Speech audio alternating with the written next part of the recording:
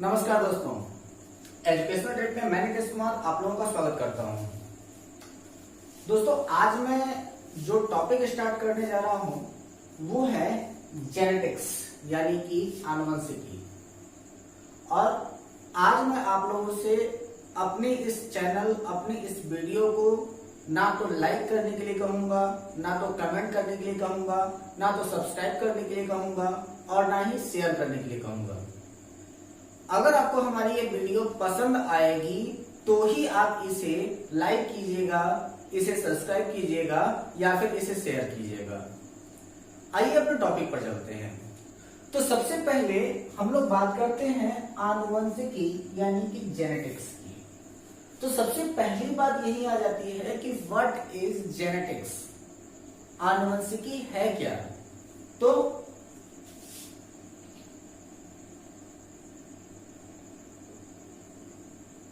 किसी जीवधारी के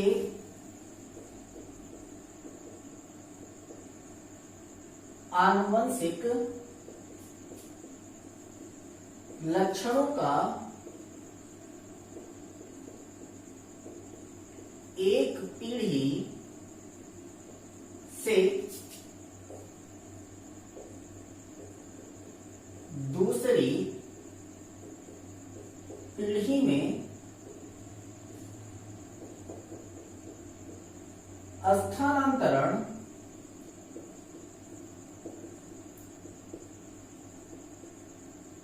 आनुवंशिकी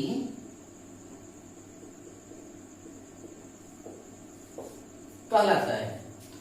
यानी कि transfer of genetic character from one generation to another generation is known as genetics. और इसी को हम लोग हेरिडिटरी कैरेक्टर के भी नाम से जानते हैं। हेरिडिटरी कैरेक्टर मतलब आनुवंशिक लक्षण, ठीक है। तो बात यहां पर क्या आ जाती है कि किसी भी जीवधारी, जीवधारी का मतलब चाहे वो आपकी किसी जंतु की बात कर रहा हो या फिर वो किसी भी पादप की बात कर रहा हो, दोनों हो जाते हैं, ठीक है।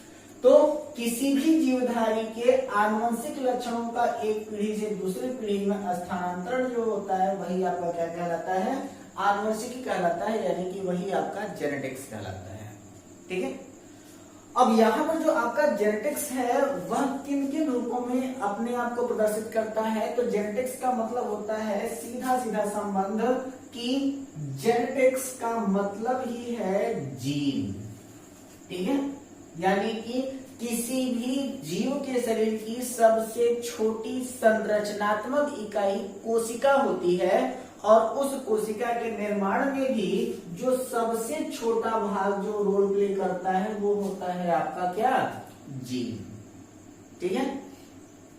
जीन शब्द का सबसे पहले उपयोग करने वाले जो साइंटिस्ट थे उनका नाम था जोहानसन,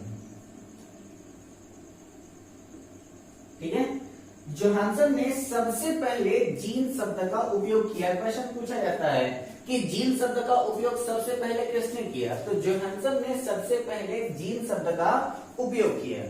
और जब दो या दो से अधिक प्रकार के जीन आपस में जुड़ते हैं, क्योंकि जहां पर अगर हम लोग देखें तो जो आपका आनुवंशिक लक्षण होता है वह डिपेंड करता है आपके जेनेटिक कोड पर।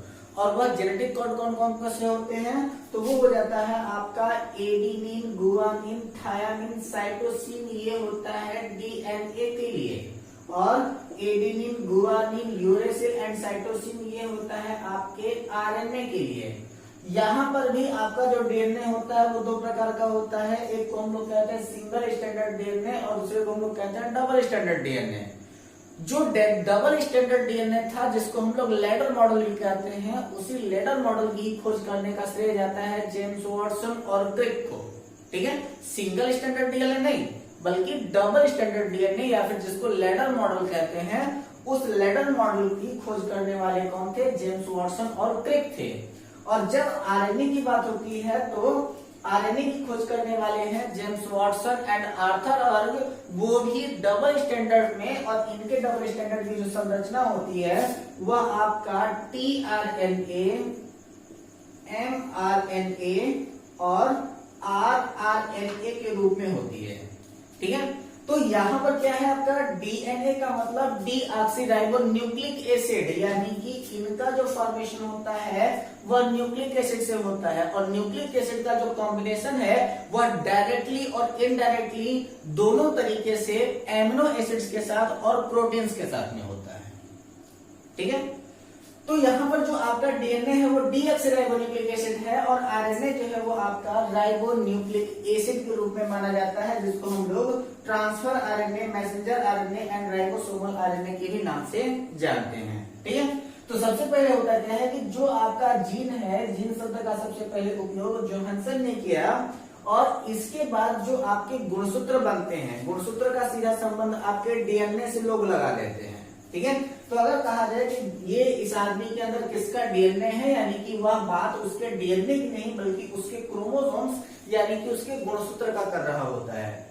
अपने कुछ वीडियो से पहले मैंने आपके बारे में इसके बारे में भी बताया था, जब मैं आपको रिप्रोडक्शन बता रहा था उसमें मैंने बताया था कि डीएनए का हमारे दैनिक जीवन में इतना बड़ा रोल होता है कि एक पिता के दो बच्चे और उन दोनों बच्चों का डीएनए आपस में नहीं मिलता, बल्कि उन दोनों का डीएनए अपने पिता से जरूर मिलेगा। बताया था मैंने ये बात आपको। तो देखिए यहाँ पर, तो जीन शब्द का सबसे पहले उपयोग करने वाले जोहानसन, और गुणसूत्र यानी कि क्रोमोसोम शब्द का सबसे पहले उपयोग करने वाले जो थे वो थे आपके वाल्डेयर। ठीक है, तो अगर आपसे पूछा जाए कि जीन शब्द सबसे पहले किसने दिया, तो जीन शब्द सबसे पहले जोहानसन ने दिया, और गुणसूत्र शब्द सबसे पहले किसने दिया, तो गुणसूत्र शब्द सबसे पहले किसने दिया था, वाल्डेयर ने दिया था। ठीक, लेकिन सबसे बड़ी जरूरी बात यह हो जाती है कि आखिर ये जो आपकी आनुवंशिकी है, चाहे वो प्लांट के लिए हो चाहे वो एनिमल के लिए हो, ये आखिर शुरुआत कहां से हुआ। ठीक है, तो सबसे पहले हम लोगों के बारे में ये चीज पता ही नहीं था कि आखिर आनुवंशिकी नाम की भी कोई चीज होती है। हम लोग सीधे सीधे जेनेटिक्स के बारे में कुछ जानते ही नहीं थे। लेकिन सबसे पहला हम लोग इंसान हैं, और अपना कोई भी एक्सपेरिमेंट हम लोग सबसे पहले या तो किसी जानवर के ऊपर करते हैं या तो फिर किसी पादप के ऊपर करते हैं। यदि वहां पर ये चीजें सक्सेस होती हैं तो ही हम उसे अपने ऊपर ट्राई करते हैं, अदरवाइज नहीं करते हैं।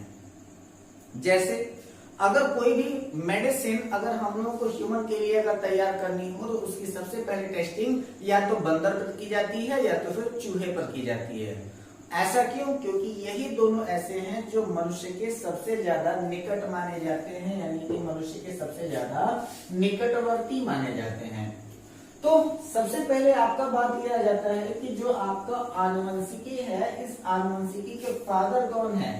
तो ऑस्ट्रिया के एक पादरी हैं जिनका नाम है sir Gregor John Mendel. Sir Gregor John Mendel को ही आनुवंशिकी का पिता कहा जाता है, यानी कि फादर ऑफ जेनेटिक्स कहा जाता है। ठीक है, तो किसको? सर ग्रेगर जॉन मेंडल को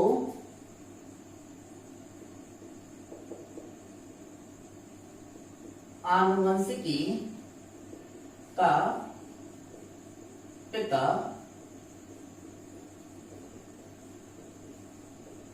कहा जाता है। So guys, who is the father of genetics? तो सर ग्रेगर जॉन मेंडल जो ऑस्ट्रिया के एक पादरी थे, इन्हें ही क्या कहा जाता है? जेनेटिक्स का फादर कहा जाता है, यानी कि आनुवंशिकी का जनक कहा जाता है। ठीक है, और जब इन्होंने अपना एक्सपेरिमेंट किया तो सर ग्रेगर जॉन मेंडल ने अपना प्रयोग बागानी मटर यानी कि पाइसम सटाइवम के पौधे पर किया था। ये पूछा गया प्रश्न है। ठीक है, तो सर ग्रेगर जॉन मेंडल ने अपना प्रयोग बागानी मटर यानी कि पायसम सटाइवम, इसका साइंटिफिक नेम है, के पौधे पर किया। ठीक है, जब सर ग्रेगर जैन मेंडल ने अपना एक्सपेरिमेंट किया, तब सर ग्रेगर जैन मेंडल के ही एक्सपेरिमेंट के आधार पर इनके 3 नियम दिए गए, जिसको हम लोग प्रभाविता का नियम, पृथक्करण का नियम और स्वतंत्र अपव्यूहन के नियम के ही नाम से जानते हैं।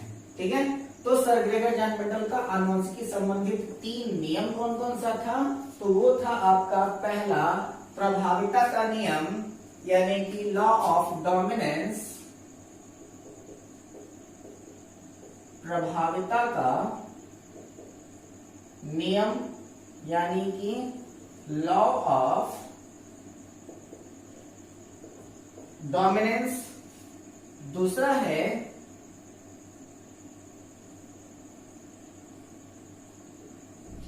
पृथक्करण का नियम यानी कि लॉ ऑफ सेग्रीगेशन। और तीसरा है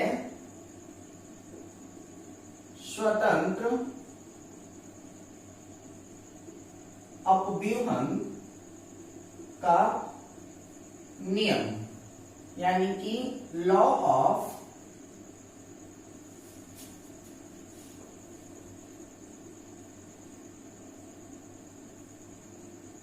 इंडिपेंडेंट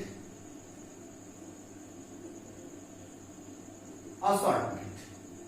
ठीक है, तो अब यहां पर ये कहता क्या है कि जो आपका प्रभाविता का नियम ये है, तो यह कहता है कि अगर किसी भी पौधे के 2 लक्षणों को अगर आपस में लेकर के क्रॉस कराया जाए, तो उनमें से कोई एक ही लक्षण होगा जो प्रभावी होगा। सेग्रीगेशन का मतलब होता है पृथक होना, यानी कि जब F2 जनरेशन में उसको फिर से हम क्रॉप ब्रीडिंग कराएंगे, यानी कि हाइब्रिड पौधे को फिर से उगाएंगे, तो वह करेंगे क्या कि आपस में सेग्रीगेट होना स्टार्ट कर देंगे।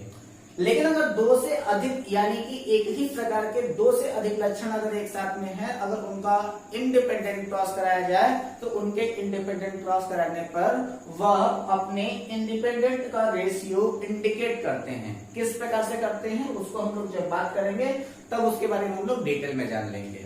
ठीक है, लेकिन अभी हम लोग बात कर रहे थे किसके बारे में? प्रभाविता का नियम, पृथक्करण का नियम और स्वतंत्र अपव्यूहन का नियम। और जब कभी भी हम लोग इनका संकरण कराते हैं, तो यहाँ पर जो इनका संकरण होता है वो 2 प्रकार का होता है। एक को हम लोग कहते हैं मोनोहाइब्रिड क्रॉस और दूसरे को हम लोग कहते हैं डाईहाइब्रिड क्रॉस। ठीक है, तो कौन कौन सा हो जाता है? तो एक को हम लोग कहते हैं mono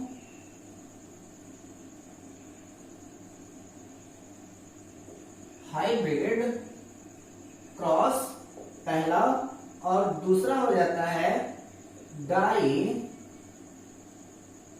hybrid cross. Monohybrid cross का मतलब एक संकर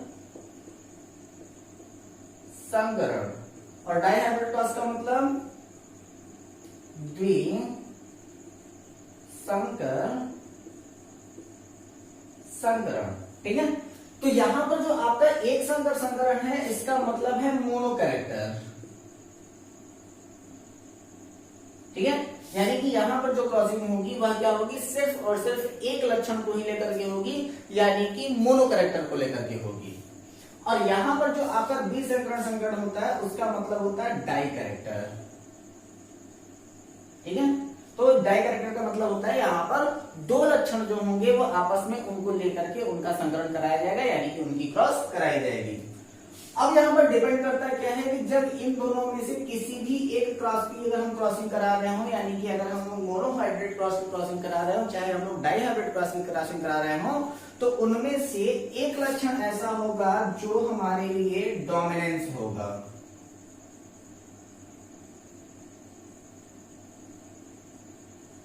डोमिनेंस यानी कि प्रभावी लक्षण। ठीक है, डोमिनेंस का मतलब प्रभावी, यानी कि जो कैरेक्टर हमारे लिए दिखाई देगा उनको हम लोग क्या कहेंगे? डोमिनेंस कैरेक्टर कहेंगे, यानी कि उसे हम लोग प्रभावी कहेंगे। और दूसरा जो होता है वो उपस्थित तो होता है परंतु दिखाई नहीं देता, उस कैरेक्टर को हम लोग कहते क्या है? रेसेसिव कैरेक्टर कहते हैं। ठीक है, यानी कि उसको हम लोग कहते हैं अप्रभावी। ठीक है, तो अब यहाँ पर एक कैरेक्टर जो है वो आपका जो दिखाई दे रहा है वो आपका प्रभावी यानी कि डोमिनेंस हो जा रहा है, और दूसरा जो आपको दिखाई नहीं दे रहा है वह आपका रेसेसिव यानी कि अप्रभावी हो जा रहा है। अब इनमें प्रभावी एवं अप्रभावी के आधार पर जो हमारा रेशियो जनरेट होता है वह रेशियो होता है, वह कौन सा होता है? तो एक को हम लोग कहते हैं जीनोटाइप और दूसरे को हम लोग कहते हैं फिनोटाइप। ठीक है। अब यहां पर जो आपका जीनोटाइप है वो क्या करता है कि it is the ratio of dominance and recessive, यानी कि यह डोमिनेंस और रेसेसिव दोनों का कैरेक्टर इंडिकेट करता है, यानी कि यह उन सभी कैरेक्टर को इंडिकेट करता है जो जीन में पाए जाते हैं।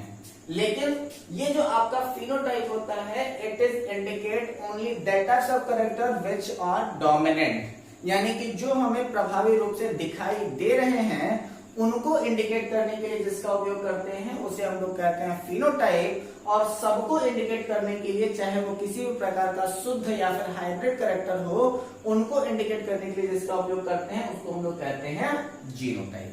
ठीक है। तो सबसे पहला काम हम लोग करते हैं मोनोहाइब्रिड क्रॉस के बारे में जान लेते हैं, तभी जाकर के ये सारी पंचायत आपको समझ में आएगी कि आखिर में इनके बारे में कहना क्या चाह रहा था।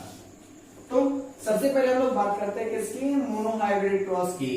और मोनोहाइब्रिड क्रॉस का मतलब क्या हो जाता है कि यहां पर हम लोग देख लेते हैं कि जैसे आपका मोनोहाइब्रिड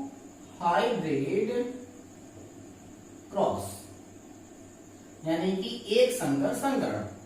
अब यहाँ पर मोनोहाइब्रिड क्रॉस में हमने क्या कहा था कि किसी भी सिंगल कैरेक्टर को लेना है, और सिंगल कैरेक्टर में अगर हम लोग वही वाली गलती फिर से दोहराएं, यानी कि सर ग्रेगर जैक मेंडल का पहला एक्सपेरिमेंट जो कलर एक्सपेरिमेंट था वह फेल हो गया था, क्योंकि डोमिनेंस में उनको निकलना चाहिए था या तो सफेद या तो फिर लाल फूल, लेकिन डोमिनेंस के F1 जनरेशन में निकला था गुलाबी फूल, जो कि वहां पर according to dominance rule possible नहीं है। इसलिए उस टाइम इनका यह थ्योरी जो था वो फेल हुआ था। लेकिन बाद में इनकी थ्योरी के ऊपर जो संशोधन आया और इन्होंने अपना नया थ्योरी दिया, उसमें उन्होंने कहा क्या कि एक प्लांट ले लेते हैं हम लोग मटर का जिसका कैरेक्टर होगा टॉल, और दूसरा वाला कैरेक्टर जो होगा उसको हम लोग कहेंगे ड्वार्फ यानी कि बौने की प्रजाति। ठीक है। टॉल को इंडिकेट करने के लिए इन्होंने जो कोड इस्तेमाल किया वह था आपका कैपिटल टी, और ड्वार्फ को इंडिकेट करने के लिए इन्होंने जिसका इस्तेमाल किया वह था आपका स्मॉल टी। जब इन दोनों का आपस में क्रॉस कराते हैं तो यह आ जाता है capital T and small T. आया कैसे? तो उसको आप यहां देख लीजिए कि यहां पर क्या था, कैपिटल टी स्मॉल टी, इसका क्रॉस इसके साथ कैपिटल टी स्मॉल टी, इसका क्रॉस इसके साथ कैपिटल टी स्मॉल टी, इसका क्रॉस इसके साथ कैपिटल टी स्मॉल टी, इसका क्रॉस इसके साथ कैपिटल टी स्मॉल टी। सारे जगह पर capital T and small T आया, इसलिए हमने इसको सीधे सीधे एक ही बार में capital T and small T रख लिया। तो यहां पर ये हो जाता है आपका F1 जनरेशन। ठीक है। और F1 जनरेशन में आया क्या कि that types of character which are dominance in this case, और यहां पर जो आपका डोमिनेंस था वह कैसा था? टॉल था। तो F1 जनरेशन में जो प्लांट आया वह कैसा हो गया?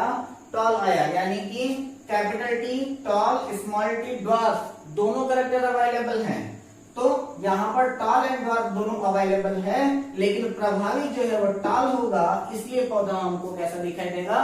टॉल दिखाई देगा। इसीलिए इस कैरेक्टर को हम लोग क्या कहते हैं? डोमिनेंस कहते हैं। ठीक है।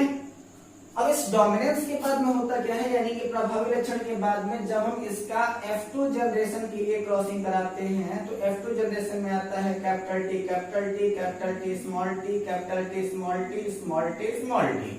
ठीक है। बात किसकी है? F2 जनरेशन की। ठीक है। और जब F2 जनरेशन है तो यह इंडिकेट करेगा किसको? सेग्रीगेशन को। ठीक।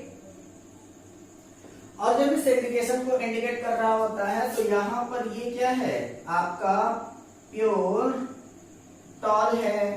ये दोनों कौन है? हाइब्रिड टॉल है, क्योंकि यहां पर ये दोनों क्या थे? ये भी तो आपका हाइब्रिड टॉल ही था। ये दोनों भी क्या हो गए? आपके हाइब्रिड टॉल हो गए, और ये आपका क्या हो जाएगा? प्योर ड्वार्फ हो जाएगा। ठीक है, अब यहाँ पर क्या कर रहा है कि आखिर ये आया कैसे, तो इसको भी देख लीजिए। इसकी क्रॉसिंग हम लोग बनाते कैसे हैं, सीक्वेंस ऑर्डर में। फिर से वही वाला कैरेक्टर, ये हो जाएगा आपका capital T small T, capital T small T, इसका क्रॉस इसके साथ कैपिटल टी, इसका क्रॉस इसके साथ कैपिटल टी स्मॉल टी, इसका क्रॉस इसके साथ कैपिटल टी स्मॉल टी, इसका क्रॉस इसके साथ स्मॉल टी। ठीक है, तो यहाँ पर आप फिर से देख सकते हैं कि ये आपका जो आप F2 जनरेशन आया, इस F2 जनरेशन में आया क्या था कि सबसे पहले ये दोनों आ गए थे प्योर टॉल, ये दोनों हाइब्रिड टॉल, और ये दोनों जो हो गया था वो आपका प्योर ड्वार्फ हो गया था। इसके अकॉर्डिंग अगर हम इसका जीनोटाइप कैरेक्टर देखें तो जीनोटाइप कैरेक्टर को हमने क्या कहा था कि यह वही इंडिकेट करता है जो वो होता है। तो प्योर टॉल कितना था, तो प्योर टॉल था 1, हाइब्रिड टॉल कितना था 2, और प्योर ड्वार्फ कितना था 1, यानी कि इसका जीनोटाइप जो होगा वो हो जाएगा 1:2:1। और इसी समय में अगर इसका फिनोटाइप पूछ दिया जाए तो इसका फिनोटाइप क्या हो जाएगा, यहाँ पर 3 टॉल दिखाई दे रहे हैं तो 3:1 ड्वार्फ दिखाई दे रहा है, 1 दिखाई दे रहा है। यानी कि मोनोहाइब्रिड क्रॉस के लिए इसका जीनोटाइप जो होता है वह क्या हो जाता है 1:2:1 हो जाता है, और इसका जो फिनोटाइप कैरेक्टर होता है वह 3:1 हो जाता है मोनोहाइब्रिड क्रॉस के लिए, जब हम लोग क्रॉसिंग टॉल और ड्वार्फ के साथ में कराते हैं, यानी कि लंबे पौधे और बौने पौधे को लेकर के आपस में हम लोग संघर्ष कराने का प्रयास करते हैं, तब यह रेशियो हमारे सामने जनरेट होकर के सामने आता है। ठीक है, डोमिनेंस एंड रेसेसिव तो आपको कंफर्म हो गया होगा, साथ ही साथ आपको मोनोहाइब्रिड क्रॉस भी कंफर्म हो गई होगी। ठीक, अब हम लोग थोड़ा सा और डीप में जाते हैं और वहां पर पहुंचते हैं जहां पर से ज्यादातर प्रश्न पूछे जाते हैं, और वो आपका होता है आपका डाई हाइब्रिड क्रॉस। और थोड़ा सा कॉम्प्लिकेटेड भी वो है, लेकिन जहां आपने ध्यान दिया, अपने रफ पेन का इस्तेमाल किया, वो भी कॉम्प्लिकेशन आपके लिए बिल्कुल आसान हो जाएगी, बहुत ही आसान हो जाएगा ये भी। तो आप लोग देख लीजिएगा आपका डाई हाइब्रिड क्रॉस के लिए। ठीक है, तो जब आप डाइहाइब्रिड क्रॉस की बात कर रहे होते हो तो यहाँ पर क्या था कि इन्होंने 2 कैरेक्टर एक साथ लिया था। कौन कौन सा, तो एक था आपका राउंड येलो यानी कि गोल पीला, एक जो लिया था उन्होंने बीज का आकार लिया था, और दूसरा उन्होंने लिया था बीज का रंग। बीज का आकार कैसा, गोल, और रंग कैसा, पीला। दूसरा कैरेक्टर इसका क्या था, रिंकल्ड ग्रीन, यानी कि रिंकल्ड ग्रीन। रिंकल्ड ग्रीन का मतलब, रिंकल्ड का मतलब झुर्रीदार और ग्रीन का मतलब हरा, यानी कि ये जो था वो आपका झुर्रीदार हरा था, और ये जो आपका था वह गोल पीला था। इसके लिए जो इन्होंने कोड बनाया वो क्या था, capital R capital R capital Y capital Y. Round के लिए कैपिटल आर, येलो के लिए कैपिटल वाई। और जो आपका रिंकल्ड ग्रीन था उसके लिए बना दिया गया स्मॉल आर स्मॉल वाई। ठीक, कैरेक्टर क्रॉसिंग सेम वैसे ही होगी जैसे कि आपका F1 जनरेशन में हुआ था, यानी कि यहाँ पर आ जाएगा आपका capital R capital Y small y, यानी कि राउंड, रिंकल, येलो, ग्रीन सभी कैरेक्टर अवेलेबल हैं आपके F1 जनरेशन में।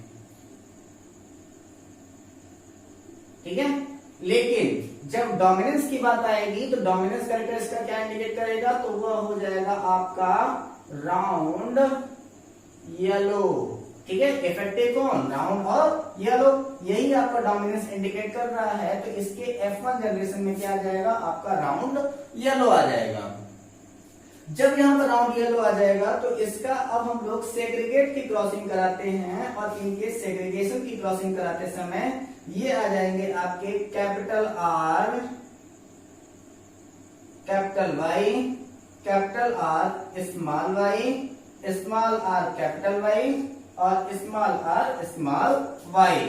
यानी कि यहाँ पर अब आपको ऑब्टेन हो रहे हैं 4 तरीके के प्योर प्लांट।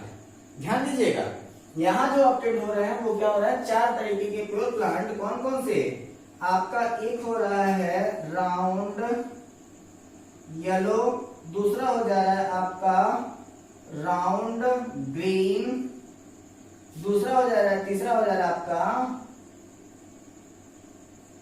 रिंकल्ड येलो, और लास्ट वाला हो जा रहा है आपका रिंकल्ड ग्रीन। लेकिन ध्यान दीजिएगा आप लोग कि ये देखिए आप लोग कि ये जो आपका राउंड येलो है ये आपके F1 जनरेशन का है, और ये जो आपका रिंकल्ड ग्रीन है ये भी आपके पेरेंटल केसेस का है, यानी कि ये पेरेंट्स हैं, यानी कि ये भी आपका पेरेंट और ये भी आपका पेरेंट। ठीक है, तो ये दोनों तो आपके जो हो रहे हैं वो आपके पेरेंट्स हो जा रहे हैं, और ये दो के दोनों जो हो रहे हैं वो आपके हाइब्रिड हो जा रहे हैं, यानी कि यहाँ का भी केस जो बनेगा वह 1:1:1:1 बनेगा। वहां पर क्या बन रहा था वहां का केस आपका बन जा रहा था 1:2:1, लेकिन यहाँ सारे के सारे करेक्टर अलग हैं। ये आपका राउंड येलो है, ये आपका राउंड ग्रीन है, ये आपका रिंकल्ड येलो है, ये आपका रिंकल्ड ग्रीन है। तो करेक्टर कितने का बन रहा है? 1:1:1:1, लेकिन जेनेटिक्स में सभी का रेशियो एकदम समान होना पॉसिबल नहीं होता। इसलिए यहाँ पर हम लोग क्या कहते हैं कि ये जो आपका पहला वाला था वह अगर डोमिनेंस को इंडिकेट कर रहा था, F2 वाला जो था वह अगर आपके सेग्रीगेशन को इंडिकेट कर रहा था, तो इसके बाद वाला जो होगा वह अपना, यानी कि जो आपके ये प्लांट्स हैं इनकी अगर हम लोग फिर से खेती करें, इनको फिर से जर्मिनेट कराएं, तो ये इंडिपेंडेंट असॉर्टमेंट को इंडिकेट करेंगे, यानी कि स्वतंत्र अपव्यूहन को इंडिकेट करेंगे।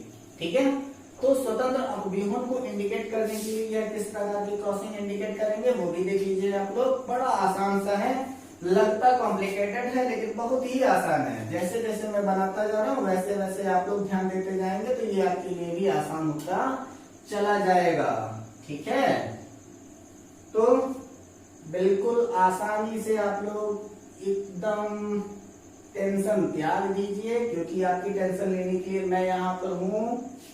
आप लोग सिर्फ और सिर्फ अपने स्टडी के ऊपर, अपने एग्जाम्स के ऊपर फोकस कीजिए, बाकी सिलेबस और मैटर्स की टेंशन आप मेरे ऊपर छोड़ दीजिए, मैं सब कुछ संभाल रहा हूँ यहाँ पे। ठीक है, बात क्या थी? कैपिटल R कैपिटल Y, तो जो जो यहाँ इधर जो लिखा रहेगा वही वाला सेम इधर भी लिख देना है। ठीक है, तो कैपिटल R कैपिटल Y, तो यहाँ पर भी कैपिटल R कैपिटल Y, तो capital R small y, small r capital Y, small r small y।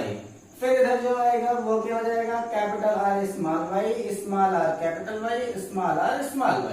ठीक है, दो प्रकार की क्रॉसिंग यहाँ पर से कर सकते हैं हम लोग, दोनों आसान है, किसी में भी कोई दिक्कत नहीं है। यानी कि आप चाहेंगे तो इसका प्रोसेस के साथ यहाँ लिखा, इसका प्रोसेस के साथ यहाँ लिखा, इसका प्रोसेस के साथ यहाँ लिखा, इसका प्रोसेस के साथ यहाँ लिखा, इसका प्रोसेस के साथ यहाँ लिखा, इसका प्रोसेस के साथ यहाँ लिखा, इसका प्रोसेस के साथ यहाँ लिखा, इसका प्रोसेस के साथ यहाँ लिखा। ये अगर आप नहीं करना चाहते तो आप दूसरा काम कर सकते हैं, इसको हम लोग लिख लेते हैं PE और इसको लिख लेते हैं HE। PE का मतलब होता है प्योर एंड और HE का मतलब होता है हाइब्रिड एंड। उसके पहले हम लोग ये देख लें कि आपका राउंड येलो कितना आने वाला है, राउंड ग्रीन कितना आने वाला है, रिंकल्ड येलो कितना आने वाला है और रिंकल्ड ग्रीन कितना आने वाला है। ठीक है, उसी के अकॉर्डिंग यहाँ पर हम लोग लिखेंगे जीनोटाइप और यहाँ हम लोग लिखेंगे उसका फिनोटाइप, कि इसका जीनोटाइप कितना आ रहा है और इसका फिनोटाइप कितना आ रहा है। क्रॉसिंग करा देते हैं तो ये आ जाता है आपका capital R capital R capital Y capital Y, capital R small y small y। बिल्कुल साफ से लिखेंगे हम लोग ताकि ये कंफ्यूजन ना क्रिएट करें। ठीक है, इसके बाद क्या आ जाएगा आपका small r capital Y capital Y, small r small y small y। फिर PE की crossing capital R small r capital Y small y, capital R small r capital Y small y, capital R small r capital Y small y, capital R small r capital Y small y। Crossing complete कर रहे हैं अब, capital R capital Y small y, इसका भी यही हो जाएगा capital R capital Y small y। यहाँ के लिए क्या हो जाएगा आपका कि क्रॉसिंग क्या है? Capital R small r capital Y और इसके लिए क्या हो जाएगा? Capital R small r capital Y। यहाँ के लिए क्या हो जाएगा आपका? तो capital R small y small y, इसके लिए भी क्या हो जाएगा? Capital R small y small y। यहाँ के लिए क्या हो जाएगा? Small r capital Y small y और इसके लिए क्या हो जाएगा? Small r capital Y small y। Ratio अगर हम देखें तो यहाँ पर क्या हो जाता है कि ये आपका capital R capital R capital Y यानी कि राउंड कन्फर्म। तो राउंड कन्फर्म का मतलब रेशियो 1। इसके बाद क्या हो जाता है कि ये जो होता है आपका राउंड कन्फर्म है येलो ग्रीन। येलो ग्रीन में डोमिनेंस कौन? Yellow dominance. तो यह कैरेक्टर कैसा हो जाएगा? आपका राउंड येलो हो जाएगा। और अगर ये राउंड येलो तो पक्का है कि ये भी राउंड येलो ही होगा, यानी कि इसका रेशियो 2 हो जाएगा। इसके बाद क्या हो जाता है कि यहाँ पर कैपिटल वाई मतलब येलो कन्फर्म, यहाँ पर राउंड और ग्रीन, सॉरी राउंड और रिंकल। तो राउंड और रिंकल में डोमिनेंस कौन? तो राउंड और रिंकल में डोमिनेंस राउंड। तो प्लांट कैसा हो जाएगा? आपका राउंड येलो हो जाएगा। अगर ये राउंड येलो तो पक्का है कि ये भी राउंड येलो होगा, क्योंकि दोनों कोड सेम है, यानी कि यहाँ पर हो जाएगा रेशियो 2। इसके बाद ये आपका F1 जनरेशन का हाइब्रिड है, मिला लेंगे आप लोग तो देख लेंगे। तो ये जब आपका है F1 जनरेशन का हाइब्रिड है तो यह सब के सब जो होंगे वो सेम कैरेक्टर इंडिकेट करेंगे और ये भी इंडिकेट करेंगे राउंड येलो। तो आपका रेशियो हो जाएगा 4 और काउंट कर लेंगे तो 1 2 3 4 5 6 7 8 9, यानी कि राउंड येलो कितने हो गए? आपके 9 हो गए। ठीक है। इसके बाद कैपिटल आर मतलब राउंड कंफर्म, स्मॉल वाई मतलब ग्रीन कंफर्म, यानी कि ये हो जाएगा आपका राउंड ग्रीन। और ये राउंड ग्रीन तो हो गया कंफर्म, यानी कि रेशियो लगा दिया यहाँ पर 1। इसके बाद क्या कह रहा है कि स्मॉल वाई मतलब कि ग्रीन कंफर्म, यहाँ पर येलो और रिंकल है तो येलो और रिंकल, राउंड और रिंकल, सॉरी ध्यान दीजिएगा इसका, राउंड और रिंकल। तो राउंड और रिंकल में डोमिनेंस कौन? राउंड। तो प्लांट कैसा हो जाएगा? आपका राउंड ग्रीन हो जाएगा। अगर ये राउंड ग्रीन यानी कि ये भी होगा, पक्का है कि राउंड ग्रीन ही हो, यानी कि रेशियो हो जाएगा आपका 2। ठीक। प्लांट कितने टोटल हो गए राउंड ग्रीन? तो 1 2 3 आपके जो हो गए वो राउंड ग्रीन के हो गए। ठीक है। इसके बाद क्या हो जा रहा है यहाँ पर कि स्मॉल आर मतलब रिंकल कंफर्म, कैपिटल वाई मतलब येलो कंफर्म, यानी कि ये जो आपका रिंकल येलो है वो प्योर प्लांट है। ठीक है। इसके बाद क्या हो रहा है कि ये जो आपका स्मॉल है वो रिंकल कंफर्म कर रहा है, यहाँ पर येलो ग्रीन डोमिनेंस येलो, यानी कि प्लांट जो होगा वो आपका रिंकल्ड येलो हो जाएगा। और अगर ये रिंकल्ड येलो तो पक्का है कि ये भी रिंकल्ड येलो होगा। और ये तीन के तीनों जो होंगे वो आपके रिंकल्ड येलो हो जाएगी, यानी कि ये दोनों कैरेक्टर सेम। तो यहाँ पर रेशियो 2 और प्लांट का रेशियो कितना आ जा रहा है? 3 आ जा रहा है, यानी कि ये जो आपका आ रहा है वो क्या हो रहा है? आपका रिंकल्ड येलो हो जा रहा है। और लास्ट में आपका अकेला रिंकल्ड ग्रीन बचा, तो यहाँ पर रेशियो लगा करके 1, यहाँ पर 1 और यहाँ पर भी 1, यानी कि इसका अगर हम डायहेड्रल क्रॉस निकालें तो इसका जीनोटाइप कैरेक्टर हो जाता है 1:2:2:4:4:1:2:1:1 और इसका फिनोटाइप कैरेक्टर हो जा रहा है 9:3:3:1। ज्यादातर जो एग्जाम में पूछा गया क्वेश्चन है वो आपका यही है कि डायहेड्रल क्रॉस के लिए जो आपका फिनोटाइप कैरेक्टर है उसका रेशियो कितना होता है? तो उसका रेशियो हो जाता है 9:3:3:1। इस चार्ट को सही तरीके से बना करके एक बार दो बार पूछ लीजिएगा, समझ लीजिएगा। अगर नहीं समझ में आएगा तो आप लोग हमें जरूर बता दीजिएगा कि आपको कौन सी बातें नहीं समझ में आई हैं, उसको मैं आपको एक्सप्लेन कर दूंगा या फिर इसके लिए एक नया मॉडल फिर से आपको तैयार करके दिखा दूंगा। बहुत ज्यादा कठिन नहीं है, सिर्फ आपके समझने का फेर है। थोड़ा सा आप इसके ऊपर ध्यान दे देंगे और ये आपको क्लियर हो जाएगा। दोस्तों अपने अगले वीडियो में हम लोग बात करेंगे, ये तो आपका प्लांट के लिए सिर्फ और सिर्फ क्रॉसिंग की जेनेटिक्स मैंने आपको बता दी है, हाइब्रिडाइजेशन जेनेटिक्स और ह्यूमन जेनेटिक्स के बारे में हम लोग बात करेंगे अपने अगले वीडियो में। तब तक हमारे इस वीडियो का बेसब्री से इंतजार कीजिएगा। मैंने आपसे पहले भी कहा था कि लाइक कमेंट सब्सक्राइब और शेयर करने के लिए मैं नहीं कहूंगा। आपको अगर वीडियो पसंद आई है तो आप ये जरूर कीजिएगा, मैं कहूंगा नहीं। ठीक है। तब तक अपना और अपनों का ख्याल रखें, घर में रहें, हंसते रहें, मुस्कुराते रहें, स्वस्थ रहें, प्रसन्न रहें। धन्यवाद। और इसको जरूर ध्यान दे दीजिएगा और अपना क्वेश्चन मुझसे जरूर पूछिएगा, क्योंकि जेनेटिक्स आपका एग्जामिनेशन में पूछा जाने वाला महत्वपूर्ण टॉपिक है और इसका टेस्ट मैं आपको बहुत जल्दी देने वाला हूं। तब तक के लिए बेस्ट ऑफ लक। धन्यवाद।